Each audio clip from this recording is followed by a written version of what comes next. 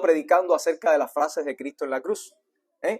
Y quizás las 3 primeras frases que predicamos son algo esperado para nosotros. Es algo que nosotros conocemos por lo que Cristo nos vino enseñando durante su ministerio terrenal. 3 años aproximadamente estuvo caminando, estuvo enseñando y nos enseñó del perdón. Nos enseñó del perdón y esa fue la primera frase que magistralmente predicó Jimmy al principio.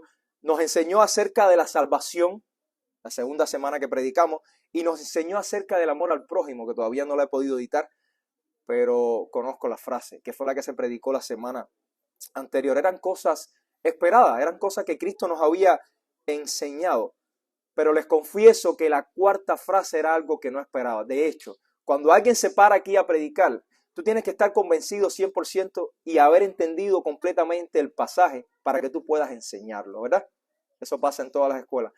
Pero tengo que confesarles que esta frase, el que logre entenderla 100%, lo más probable es que haya hecho una tergiversación del Evangelio. Porque es un misterio tan grande que nadie puede explicarse, como dice este pasaje, y salvando el lenguaje, dice, cómo Dios abandonó a Dios. De hecho, Albita no me dejará mentir, que me preguntó, ¿de qué vas a predicar? Le digo, voy a tratar de explicar cómo Dios abandonó a Dios. Y dice ella, papá, ¿cómo Dios abandonó a Dios? Es inexplicable. Vamos a la frase. Vamos a leer, vamos a Mateo 27. De hecho, lo compartí con mi amiga la semana pasada y la mandé a estudiar y leerlo y todo. Y espero que lo haya entendido con Lore. Dice Mateo 27, versículo 45 al 49. Vamos a leer. Dice la palabra de Dios. Y desde la hora 6ª hubo oscuridad sobre toda la tierra hasta la hora 9ª. Y alrededor de la hora 9ª Jesús exclamó a gran voz diciendo, Elí, Elí, lema sabactani.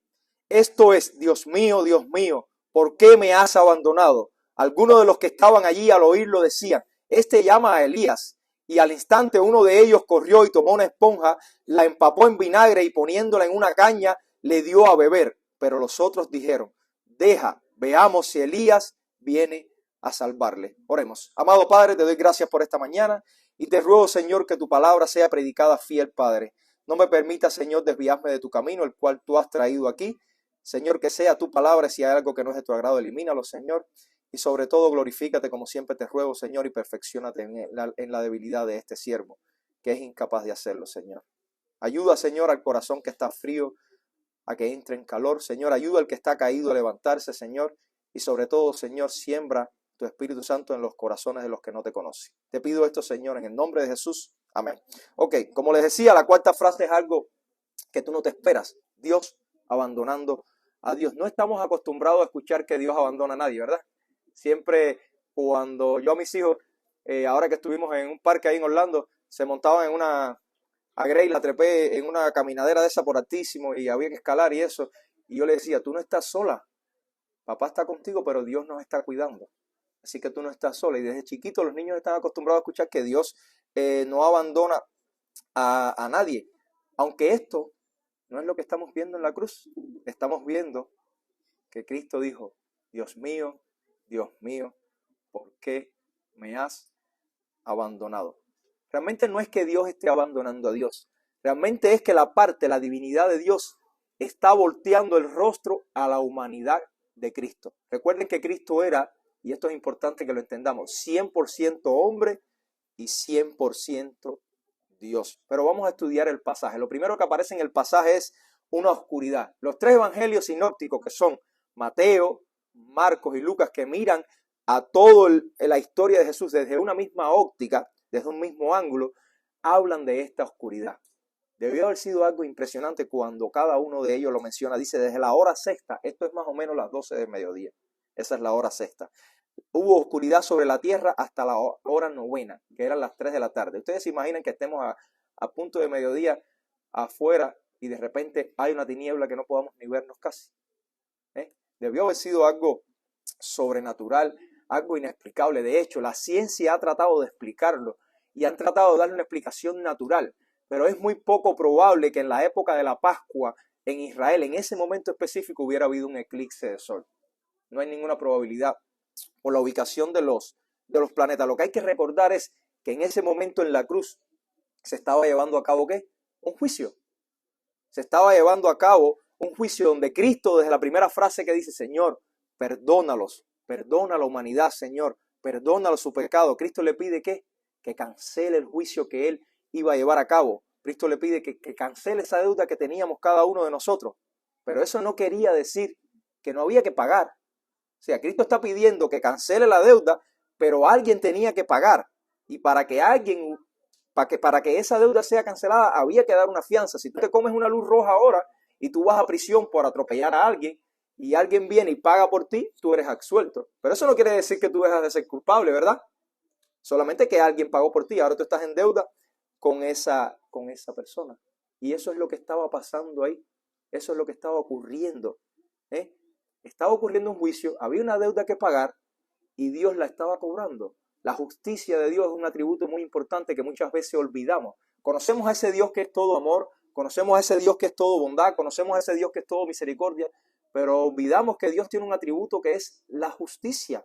Y la justicia de Dios no puede ser violada. Y eso es lo que está pidiendo Cristo en esa cruz. Y no es primera vez que nosotros vemos que Dios utiliza las tinieblas, que Dios utiliza la oscuridad para hablar de juicio.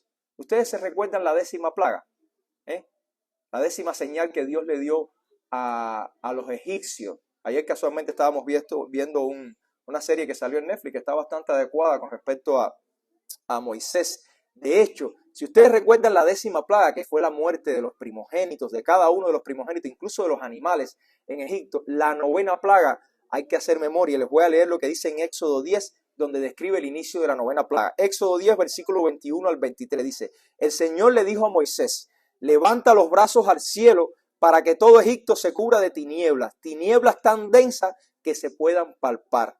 Moisés levantó los brazos al cielo y durante 3 días todo Egipto quedó envuelto en densas tinieblas. Durante ese tiempo los egipcios no podían verse unos a otros, ni moverse de su sitio. Dice, sin embargo, y esto es importante, en todos los hogares israelitas había luz. Increíble, una tiniebla que tú la podías tocar. De hecho, ayer representaron bien en la serie cómo se quedaron ahí tranquilitos los egipcios y no se movieron en 3 días. Hicieron un ayuno obligatorio y nosotros nos cuesta 24 horas, nos cuesta 12 horas hacer un ayuno. Durante 3 días hubo oscuridad y después vino ¿qué? El juicio de los primogénitos. Durante 3 horas hubo oscuridad en la cruz y luego vino ¿qué? El juicio de Dios sobre el pecado que Cristo cargó. Y ese juicio también fue sobre Satanás y sus seguidores, no solamente fue sobre el pecado que Cristo cargó.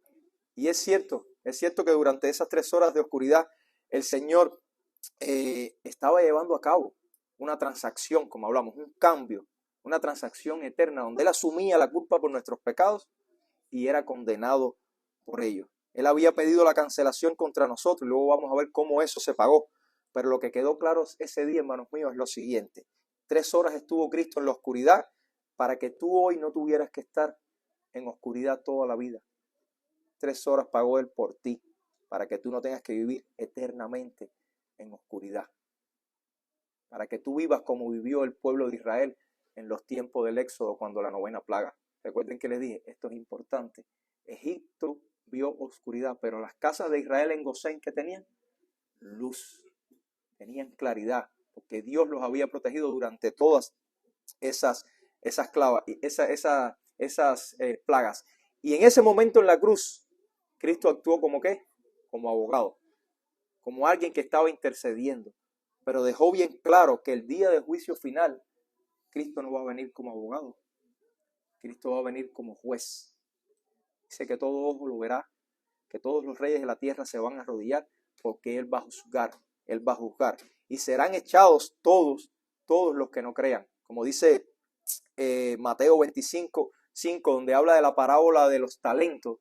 A las personas que no creen, a las personas que no tienen fe en Cristo y que no se arrepienten, son llamados como siervos inútiles. Suena fuerte la palabra, pero dice, son llamados siervos inútiles y serán echados a las tinieblas de afuera. O sea, las tinieblas representan juicio también. Serán echados y dice que allí será que el lloro y el crujir de dientes. A muchos no les gusta hablar del infierno y realmente tengo que admitir que es fuerte hablar del infierno, sobre todo cuando tú le predicas en la calle a los demás. Pero una de las personas que más habló del infierno en la Biblia fue Cristo. Y si Cristo lo hizo, nosotros estamos obligados a hacerlo también. Aunque nos duela, aunque sea triste. Yo sé que es triste. Ustedes saben por qué es triste. Porque muchos de nuestros amigos, muchos de nuestros familiares se van al infierno por no creer.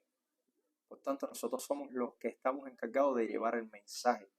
No es solamente para que teman al infierno, porque no hacemos nada con que las personas teman al infierno si no buscan a Cristo. Es como que tú prendes un fuego en un cañaveral. ¿Qué van a hacer las culebras y los animales estos que no me acuerdo, los hurones y esas cosas, que es con el objetivo que se le daban candela a los cañaverales en Cuba? Ellos se van a salir corriendo de ahí y van a meterse en otro cañaveral. Ellos no van a buscar el cielo. O sea, la esencia del mensaje que tenemos que llevar a las personas cuando le hablamos del infierno es, sí, aléjate del fuego eterno, pero acércate a la cruz, acércate a Cristo. Porque si vas a meterte en otro fuego, no tiene ningún tipo de sentido. Ahora, me gustaría describir bien qué pasó a las 3 de la tarde, a la hora 9, que es cuando Jesús dice la cuarta frase en la cruz. Y 2 de los 4 evangelios lo mencionan. Lo menciona Mateo y lo menciona Marcos. Dice que a esa hora, alrededor de la hora 9, dice Mateo, Jesús exclamó a gran voz diciendo, Elí, Elí, lema sabactani. Esto es, Dios mío, ¿por qué me has abandonado? Literalmente, excepto que cambia, que Marcos lo utiliza en arameo y por eso también hace la traducción para que los demás puedan entender. Es lo que dice Marcos 15, versículo 34.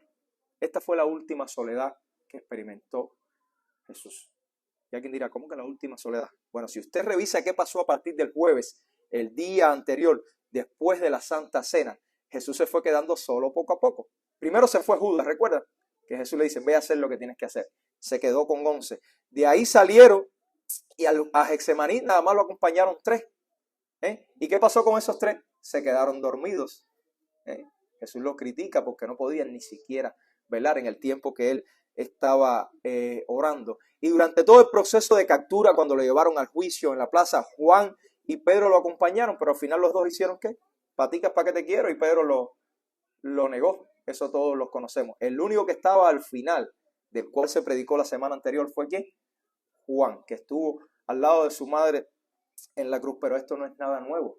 Jesús lo predijo. Cuando tú vas a Juan 16, miren lo que dice Juan 16, el versículo 32 dice, he aquí, la hora viene y ha venido ya, en que seréis esparcidos cada uno por su lado y me dejaréis solo. Mas no estoy solo, porque el Padre está conmigo. Hasta ese momento todavía Jesús estaba confiando que el Padre estaba con él. Y a veces nosotros nos quejamos cuando las personas nos abandonan. Sobre todo cuando nos critican, cuando nos rechazan, nuestra familia, nuestros amigos, por nuestra fe, por lo que creemos. Sin embargo, Jesús lo dijo. Si Él se quedó solo, nosotros también. Si Él sufrió, nosotros también. ¿A cuánto no les ha pasado? Que por lo que creen, lo que predican, son tomados por locos. Bendita locura, como dice la palabra de Dios. Son rechazados, pero tendremos nosotros la valentía de decir, el Padre está conmigo. O sea, no preocuparnos porque nos abandonen en un momento determinado y decir, como dijo Jesús en Juan 16, el Padre está conmigo. Está conmigo porque hoy, un día como hoy, resucitó. Hablábamos, como le comentó Jimmy la otra vez, del crucifijo. El crucifijo de nosotros no está Cristo. ¿Por qué no está Cristo? Porque Él no está en la cruz. La cruz fue simplemente el medio que Dios utilizó y vamos a explicar adelante por qué. Pero Cristo resucitó y hoy podemos decir, cuando estás en una situación tensa, el Padre está conmigo en cada paso que tú das. Ahora, ¿por qué fue Jesús abandonado por el Padre? ¿Cómo es esto de que Dios Padre abandonó a Dios Hijo en la cruz? La única explicación que hay, no hay otra. La enmarca la palabra pecado. Es la única explicación que hay. Les voy a confesar, como les dije, que yo he tratado de imaginarme eso en mi mente y no he podido crear una imagen de cómo Dios Padre abandona a Dios Hijo. Pero sí estoy muy claro de esto que les estoy explicando. De que por el pecado, dice, la pregunta que yo me hacía, ¿cómo el único que es santo se haría pecado? ¿Cómo sería? De hecho, Cristo vivió una vida sin pecado, pero pasó por todos los trabajos que nosotros pasamos. Vamos a Deuteronomio 21, que nos va a explicar cómo Cristo se hizo pecado por nosotros. Dice Deuteronomio 21, en el repaso que Dios le hace de la ley al pueblo de Israel, antes de entrar a la tierra prometida, les dice, versículo 22 en adelante hasta el 23, dice, y si un hombre ha cometido pecado digno de muerte y se le ha dado muerte y lo has colgado en un árbol, su cuerpo no colgará del árbol toda la noche, sino que ciertamente lo enterrarás el mismo día, pues el colgado es maldito de Dios, para que no contamines la tierra que el Señor tu Dios te da en heredad. Les recuerdo que las palabras que están entre paréntesis también son palabras de Dios. Hay gente que se cree que no, esto lo agregó Moisés o esto lo agregó Juan. Es palabra de Dios. El colgado es maldito de Dios. Y cuando ellos entran a la tierra prometida, que usted lee los pasajes y ve las cosas que hace Josué, cómo va derrotando a este rey, cómo derrota a los cinco reyes, usted se da cuenta que Josué cuelga a algunas personas y antes de que oscurezca los baja, para que la tierra no sea maldecida. ¿Por qué? Porque maldito es el que fuera colgado y la tierra sí va a ser maldecida. De hecho, Pablo toma esto como referencia para recordárnoslo en Gálatas 3 y nos dice, Cristo nos rescató de la maldición de la ley al hacerse maldición por nosotros. Pues está escrito, rememorando Deuteronomio 21, dice, maldito todo es el que es colgado en un madero. Asimismo nos recordó Pablo, se hizo pecado, y bien recalcaba Jimmy el primer día, dice, no se hizo pecador, se hizo pecado por nosotros. Alguien que nació sin pecado, nació de una virgen, por tanto no podía traer en la sangre el pecado de Adán y Eva porque no tenía un padre físico. Pero más que eso, vivió sin pecado, fue tentado como mismo somos tentados nosotros a diario, pasó hambre, tuvo sueño, tuvo sed, fue sometido a humillación psicológica, física, pero no pecó y sigue siendo el único santo. Cristo, el único santo. Miren cómo lo dice Isaías. Isaías 53 junto con el Salmo 22 que vamos a ver más adelante. Muchos de los padres de la iglesia primitiva tendían a llamarlo el quinto evangelio, por la descripción que hacen de la muerte de Cristo y las profecías mesiánicas que hacen. Dice Isaías 53, versículo 6, dice, todos nosotros nos descarriamos. Cada uno de nosotros, él está hablando de Israel, pero cada uno de nosotros nos descarriamos como ovejas. Nos apartamos cada cual por su camino. Pero el Señor hizo que cayera sobre él, sobre Cristo, hablando de Cristo, la iniquidad de todos nosotros. O sea, la culpa por nuestro pecado le fue transferida a Jesús. Fue pasada de nosotros a Jesús. Le tengo que confesar que no sé cómo ocurre esto en las tres dimensiones del espacio. Ni siquiera montándome en una máquina 4D acá en los parques yo me puedo imaginar eso. Cómo el pecado de nosotros le fue transferido a Cristo para que entonces Cristo se hiciera maldición en la cruz. La segunda carta a los Corintios, el capítulo 5, Pablo dice, versículo 21, dice, y al que no conoció pecado, o sea, Dios le hizo pecado por nosotros. Al que no conoció, no vivió en pecado, no nació en pecado, Dios lo hizo pecado por nosotros. Y Ezequiel 18:4, hablando de la responsabilidad individual, ellos decían que los padres, que los hijos heredaban los pecados de los padres. Ellos decían, había un dicho que decía, si tú comes uva, los que comen uva verde, ¿cómo se le ponen los dientes? Era como dentera, dice la palabra en la Biblia, dice, también los hijos sienten la dentera, dice, ese dicho va a desaparecer porque la responsabilidad de cada cual es individual. Y Dios le dice en Ezequiel 18:4, le dice, y he aquí todas las almas son mías, tanto el alma del padre como el alma del hijo mías son. El alma que pecare, esa morirá. O sea, ¿quién es el que muere?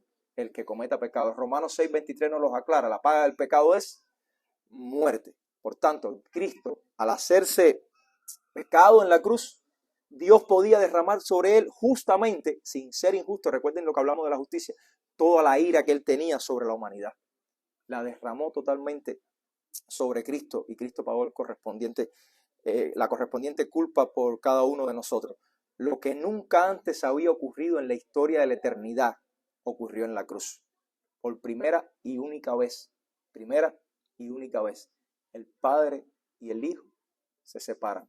El Padre y el Hijo que estuvieron con el Espíritu Santo en la creación, el Hijo es separado del Padre por un tiempo temporal. Dios descarga sobre Cristo toda la ira que tenía acumulada, absolutamente toda la ira que tenía contra la humanidad, por el pecado que se había cometido desde el principio, desde Adán, y por el pecado que estás cometiendo hoy, tú que estás aquí, y el que vas a cometer mañana, que nadie es perfecto como para decir, yo voy al cielo porque no peco, yo voy al cielo porque cumplo los 10 mandamientos. Nadie puede cumplir los 10 mandamientos al 100%. Los reto a que lo hagan. No hay forma de hacerlo. Por eso es que es importante entender el mensaje y aceptar el sacrificio de Cristo. Romanos 3 nos enseña cómo pasó esto. Dice, Romanos 3, versículo 25 dice, a quien, hablando de Cristo, Dios exhibió públicamente como propiciación por su sangre a través de la fe, como demostración de su justicia.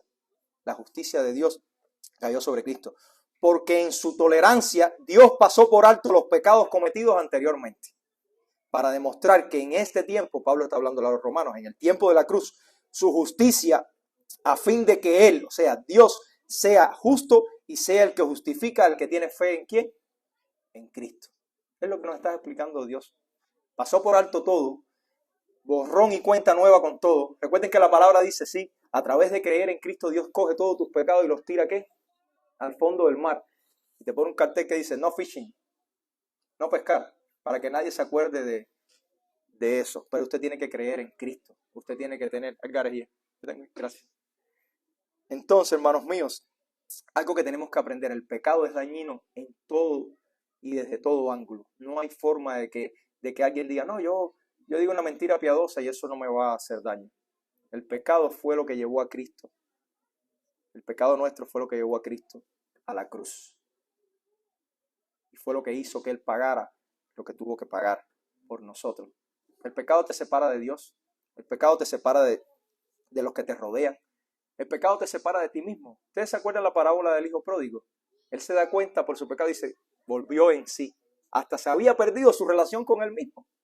El pecado te separa de los que te rodean. Pero como dije al principio, lo peor es que el pecado te separa de Dios, que fue lo que le pasó a Cristo en ese momento. ¿Qué pasó con Adán cuando comió? Dice la Biblia que se escondió, tuvo temor y se escondió, se separó de Dios. ¿Qué pasó con Cristo cuando se hizo pecado? Dios lo abandonó. Y ahora alguien dirá, bueno, si Dios abandonó a Jesús, entonces puede abandonarme a mí también, ¿verdad? A cualquiera le puede venir eso a la mente. Lo que pasa es que Jesús hizo un sacrificio por ti. Pero un sacrificio. Yo estaba, la semana pasada estuve cambiándole el aceite al carro en el dealer y me senté con la computadora a tratar de escribir algo de esto. No se crean que en mi caso preparo un mensaje en un día. A veces me meto 2 o 3 semanas y mi esposa dice, ¿tú no vas a dormir pensando en eso?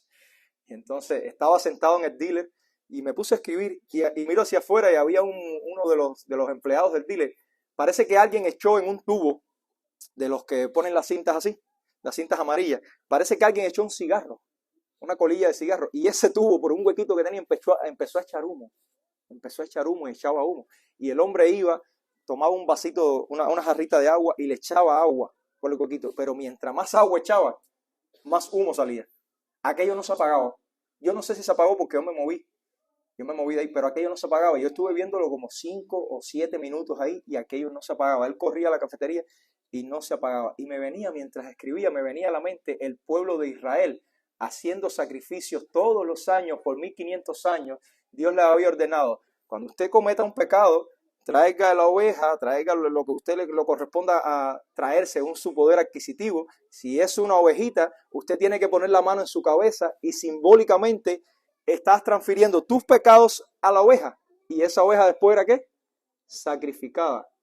Y ya tus pecados te eran perdonados. Pero ellos estuvieron haciendo eso. A mí me venía mucho a la mente porque estuvieron haciendo eso por 1500 años y todavía no apagaban la ira de Dios. 1500 años aproximadamente desde que se le dio esa ley a Moisés. Y yo decía, mira el hombre echando y el humo sigue saliendo. Así mismo así Israel, matando becerros. De hecho, ustedes saben cuántos sacrificios, creo que lo mencioné. En la Pascua, para los años de Jesús, se sacrificaba 250.000 de animales. Entre palomas, reses, ovejas. Un cuarto, 250.000 solamente en una Pascua. De hecho, ese día trabajaban todos los sacerdotes y no se podía completar en un solo día. No se podía hacer. Porque ninguno de esos animales calmaba la ira de Dios. Era una representación de lo que venía después. Era una representación de lo que iba a ser Cristo después. El único cordero que iba a saldar todas las deudas con Dios. El único cordero que iba a saldar, el único que iba a ser el sustituto perfecto. Y esto es importante que lo aprendamos. Cristo nos sustituyó en la cruz. Nos correspondía a nosotros. Sin embargo, su perfección fue vista por Dios, nos fue imputada a nosotros. No sé si me entienden lo que les quiero decir. La perfección de Cristo, Dios nos las pasó a nosotros. Ahora Dios nos mira como si estuviera mirando a Cristo. Al que cree y se arrepiente, el que se refugia, el que, como dice en el libro de Éxodo, el que cubre el dintel con la sangre del cordero, de ese cordero que es el sacrificio perfecto. Jesús se sometió voluntariamente. ¿Ustedes se acuerdan en Getsemaní? Algo que demuestra la humanidad de Dios, de Cristo. ¿Qué dijo Cristo en Getsemaní? Padre, si es posible, pasa de mí esa copa. Pero él le dijo, si es posible, pero no, que se haga tu voluntad, no se haga mi voluntad, sino la tuya. Fue un sacrificio perfecto, fue un sacrificio voluntario y enfrentó 3 horas de oscuridad para que tú no tengas que estar en oscuridad hoy. Ese que está deprimido, ese que está por el piso, ese que se cree que el mundo se le ha venido arriba, ese que se quedó sin trabajo, ese que está sufriendo un cáncer, ese que lo que ves que todo lo que le está pasando en la vida es malo. Cristo pasó 3 horas para que tú aclares tu mente, para que tú puedas vivir en claridad en el día de hoy. Enfrentó el infierno para que tú no tengas que irte al infierno. Y alguien dice, ¿al infierno? Sí. La soledad que Cristo enfrentó era una cara al infierno. Era una cara al infierno. Hay gente hoy en día que me dice, bueno, tú me estás predicando del infierno y me hablas del infierno, yo voy a la calle y hablo con ellos. Si el infierno representa no estar con ese Dios tuyo, así me han dicho, ¿para qué yo lo quiero? Si de todas maneras yo he estado bien en la tierra sin ese Dios tuyo. No. Hay un error de concepto aquí. Lo que pasa en el infierno no es que Dios no va a estar ahí. Recuerden que Dios es omnipresente. Dios está en todos lados y tiene acceso a todos lados. Lo que va a pasar en el infierno es que esa persona que por desgracia se está yendo al infierno no va a estar presente en la misericordia de Dios, en la bondad de Dios, no va a estar presente en el amor de Dios, no va a ver la gracia de Dios. Por el contrario, lo que va a haber es la ira y la justicia de Dios constantemente. Por eso es que le dice que donde va a ser el llanto y el crujir de dientes constantemente. De hecho, ¿cómo se menciona en la Biblia? Como el fuego eterno. Siempre lo he dicho y desde que lo dije la primera vez lo repito porque me da gracia, el calor que debe haber sin aire acondicionado y sin ventilador. La diferencia entre, hermano mío, o tú que estás aquí hoy y no conoces a Cristo, es que la separación de Dios o de Cristo en la cruz con respecto a Dios solo duró 3 horas.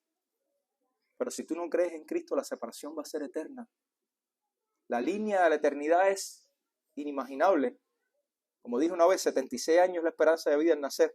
Imagínese el resto. Sin la presencia de Dios, sin la presencia de la bondad de Dios, la gracia, la misericordia, de lo cual hemos estado hablando aquí desde que empezamos a orar en la mañana, que es lo que vemos todos los días. Desde que tú amaneces por la mañana, usted tiene que dar gracias a Dios porque estás vivo. 150,000 personas no abrieron los ojos hoy. 6,000 personas por minuto no abrieron los ojos hoy. Y tú estás aquí dándole gracias a Dios. O al menos espero que estés haciendo eso.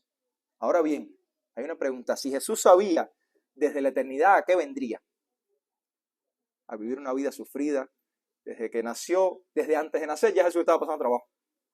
María tuvo que caminar embarazada para un censo. Cuando nace a los 2 años Jesús tuvo que ir huyendo porque le querían cortar la cabeza para Egipto. Y su vida fue una vida de sufrimiento constantemente hasta la cruz. Si él sabía que eso iba a pasar, si él había anunciado su muerte tantas veces como se la fue diciendo a los discípulos, si en Getsemaní él dijo lo que dijo, ¿por qué Jesús pregunta?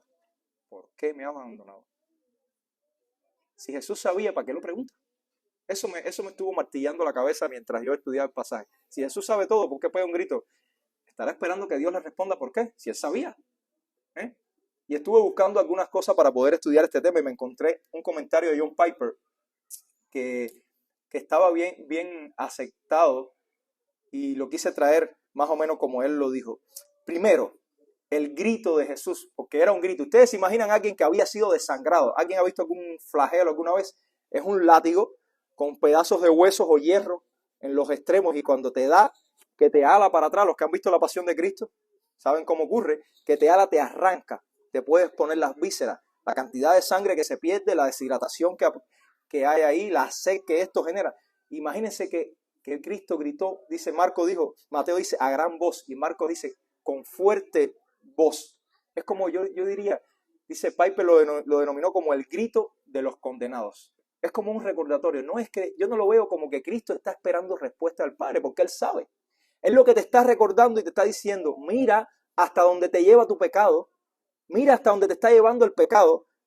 Si tú tienes duda de que Dios odia el pecado, si todavía te quedan dudas de que las mentiras piadosas, de que mirar el cuerpo esbelto de una chica que te pasa por el lado y que estás casado, si tú tienes dudas de que meter las manos en tu compañía, si tú tienes dudas de que robarte algo en un centro comercial, a Dios le molesta. Mira la cruz, mírale, y es como Cristo diciéndote, Padre, ¿por qué me has abandonado? Para que tú veas, mira lo que está pasando aquí, para que no tires, no eches por tierra y no menosprecies el pecado. Eso es lo que está pasando. Y permíteme decirle con todo respeto, si usted está aquí y no conoce a Cristo, usted está condenado. Fíjense que la Biblia dice en Juan 3:18, que es el que a casi nadie le gusta leer, la gente se queda en Juan 3:16, de tal manera amó Dios al mundo que entregó a su unigénito para que todo el que en él crea no muera, no se pierda, mas tenga ¿qué?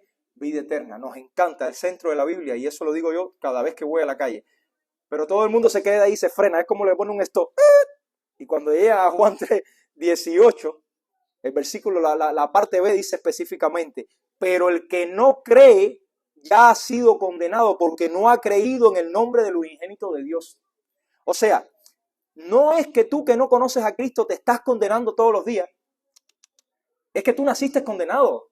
Por eso es que la palabra dice que Cristo no vino a juzgar, a condenar, Él vino a salvar. No, Él vino a salvar porque todo el mundo, absolutamente todo el mundo está condenado. El versículo te lo deja claro, tú estás condenado y estarás así hasta que te arrepientas y creas por fe, tengas fe en el Hijo de Dios, ese que murió en la cruz, ese que fue abandonado en la cruz. Y el otro punto, ¿por qué Cristo grita? ¿Por qué me has abandonado?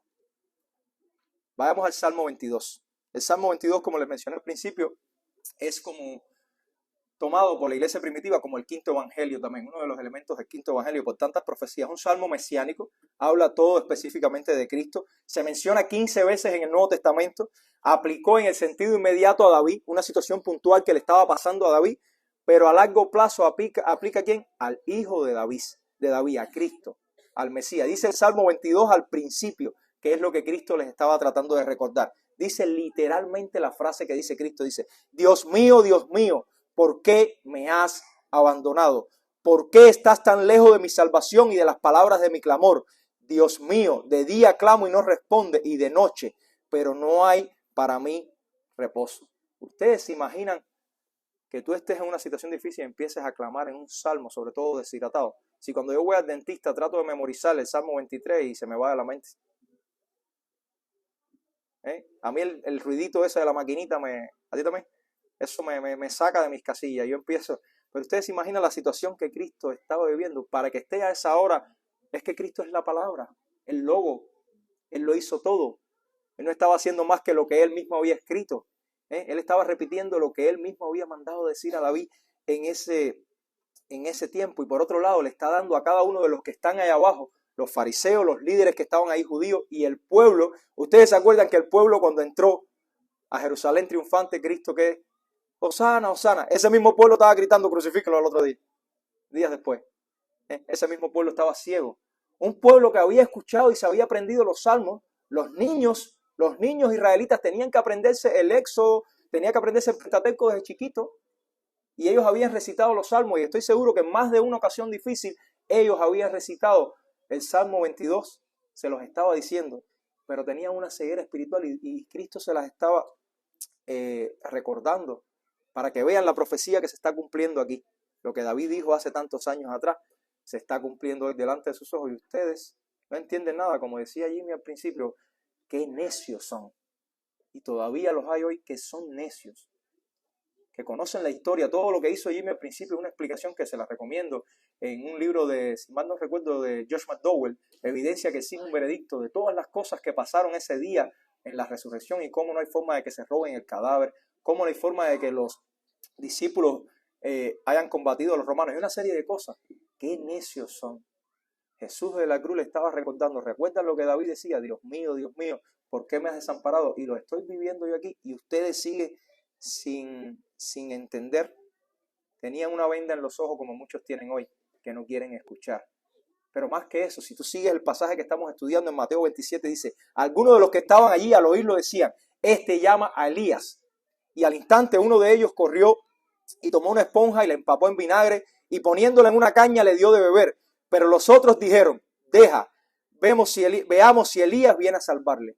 Vamos un poquito más abajo en el Salmo 22. Salmo 22, versículos 7 y 8 dice, todos los que me ven de mí se burlan, hacen mueca con los ojos, menean la cabeza diciendo, que se encomiende al Señor y que Él lo libere, que Él lo rescate, puesto que en Él se deleita. Lo mismo que estaba pasando. El mismo Salmo lo decía más abajo. Y ellos que se lo sabían de memoria no lo entendían. Qué necios son. Jesús estaba diciendo alusión desde el principio del Salmo 22. De hecho, los primeros 21 versículos del Salmo 22 es todo lamento. Cuando usted lee el Salmo 22, se lo recomiendo en casa. Si usted lo lee detenidamente, usted va a llorar. Para que tenga idea de lo que le estaba pasando a David en ese momento y de lo que estaba pasando a Jesús en la cruz. Pero a partir del versículo 22 en adelante, ese lamento se convierte ¿qué? En alabanza y victoria. Y eso mismo es lo que les está diciendo Cristo también. O sea, Dios mío, ¿por qué me has abandonado? Pero al tercer día, ese grito se convertiría ¿qué? En victoria, porque Cristo resucitó. Como mismo el Salmo comienza de esa manera, vamos a ver el contraste en el versículo 24. Miren el versículo 24 del Salmo 22 lo que dice, porque Él no ha despreciado ni aborrecido la aflicción del angustiado, ni le ha escondido su rostro, sino que cuando clamó al Señor, lo escuchó. Y es cierto que Cristo estuvo abandonado 3 horas, porque Dios le volteó su rostro, pero Dios lo escuchó. Dios lo escuchó también. Y al tercer día se cumplió la profecía y lo resucitó, como dice este Salmo. De hecho, el Salmo cierra de una forma brillante. Dice el Salmo 22, versículo 30 y versículo 31, dice lo siguiente. Dice, la posteridad le servirá. Esto se dirá del Señor hasta la generación venidera. Vendrán y anunciarán su justicia. A un pueblo por nacer anunciarán que Él ha hecho esto. Estamos nosotros entendiendo y anunciando o comprendiendo que hoy nosotros podemos decir, el Señor ha hecho esto.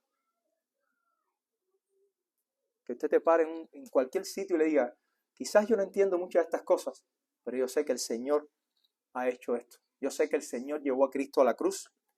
Yo sé que en la cruz Cristo cargó con nuestra culpa, con la mía, con la tuya, con la de los hijos de nosotros que aún, o de ustedes, porque yo espero no tener más ninguno, tengo 3, con los hijos de ustedes que aún no han nacido. Amén, dice mi esposa, amén. Estamos entendiendo que el Señor hizo esto, que fue herido, como dice Isaías, por nuestras transgresiones, molido por nuestros pecados, que fue abandonado por el Padre y que con eso pagó nuestra fianza y que hoy literalmente nosotros podemos ser libres de la ira de Dios que está sobre la humanidad. Recuerden como dijo Pablo, los tiempos de la ignorancia se están agotando. Estamos en el tiempo de la gracia. Estamos en el tiempo donde la gracia y la misericordia quizás sean incluso mayor que la ira y la justicia, pero eso va a llegar a su fin. Si tú no conoces a Cristo, hoy es el día. 2 palabras clave: arrepiéntete de no creer, arrepiéntete de no entender el mensaje y cree por fe. No esperes a tener un entendimiento total de esto. Muchos hermanos de los que estamos aquí, cuando empezamos ni siquiera sabíamos nada. Todavía llevamos años caminando y no sabemos nada, pero creemos por fe. Y eso es lo que te garantiza el acceso. Eso es lo que te garantiza la entrada. Eso es lo que te garantiza es salir del cañaveral que está cogiendo fuego y no agarrar para otro cañaveral. Irte directo a la cruz, que es la que te da acceso a la vida eterna. Me gusta una frase que publiqué la semana antes pasada de Spurgeon y dice que Cristo dice, al morir mató la muerte, puso su pie sobre la cabeza del dragón, aplastó la cabeza de la antigua serpiente y venció a nuestros adversarios como si fueran polvo del campo. Y parece que hoy todos estamos conectados porque Jimmy empezó a hablar de esto y cuando comenzó a hablar de esto yo le dije a mi esposa, mire, eso mismo lo tengo aquí al final. Todos los líderes religiosos de las religiones existentes están muertos. Todos, Buda, Mahoma, Confucio, todo el mundo, si quieren visitar, vayan a visitar su tumba. ¿Por qué? Porque el Dios de ellos no aprobó nada de lo que hizo para darle salvación al pueblo. Como dice, ¿qué muerto va a salvar a un muerto? ¿Qué muerto? ¿Esos huesos nos van a salvar a nosotros? Ninguno de esos fue aprobado, ninguno de esos fue resucitado. Sin embargo, la tumba de Cristo está vacía. Hoy publiqué algo que decía, una tumba vacía es la garantía de una salvación completa. Y es lo que Cristo te ofrece hoy. No lo dejes para mañana, hermano mío, amigo que nos visitas hoy. Hoy es el día de tu salvación. Cristo resucitó, Cristo murió por ti, Cristo cargó, Cristo fue abandonado por el Padre para que tú no estés abandonado. Al tercer día resucitó y te da garantía y acceso a la vida eterna solo con arrepentirte y creer. Váyase a su casa pensando en esto. Si no has escuchado, sobre todo los niños, que a veces creemos que los niños no entienden el mensaje de salvación. Recién me pasaron un video donde los niños de 25 meses, 2 años, son capaces de identificar 40 y pico marcas de carro. 40 y pico marcas de carro, le ponen una, nada más de ver el carrito. Así nos pasa a nosotros. Somos capaces, como mi esposa le hizo un ejercicio a unos jóvenes hace unos años atrás, somos capaces de decir todas las características de la Coca-Cola y sin embargo no somos capaces de describir a Cristo. Niños de 25 meses son capaces de identificar marcas de carros. ¿Ustedes creen que no entienden el Evangelio? Váyase a su casa y explíquenle el Evangelio. Primero entiéndalo usted y explíqueselo a sus hijos también, para que puedan aferrarse a la vida eterna. Piensen en esto. Vamos a orar.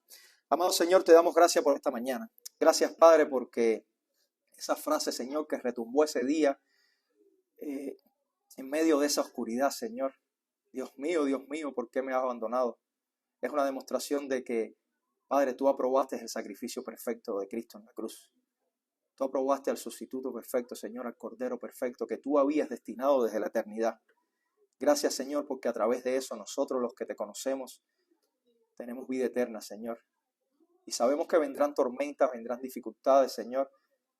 Pero sabemos que tú fuiste abandonado ese día, Jesús, para que hoy nosotros estemos acompañados al 100%. Te ruego, Señor, porque esta palabra predicada sea sembrada en nuestros corazones. Sobre todo, Señor, si hay alguien aquí que no ha aceptado el sacrificio de tu Hijo en la cruz y toda su obra, Señor, que esta palabra pueda ser el precursor, Señor, el inductor de su salvación, Padre. Permite, Señor, que se arrepienta, permite que tenga fe y permítele, Señor, sobre todas las cosas, caminar en tus caminos.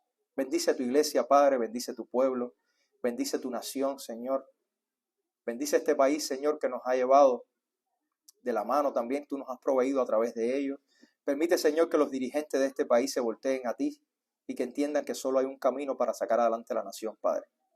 Utilízanos a cada uno de los que estamos acá, Señor, para tu honra y gloria, y que el resto del tiempo de hoy sea un tiempo bendecido donde recordemos todo lo que tú has hecho por nosotros.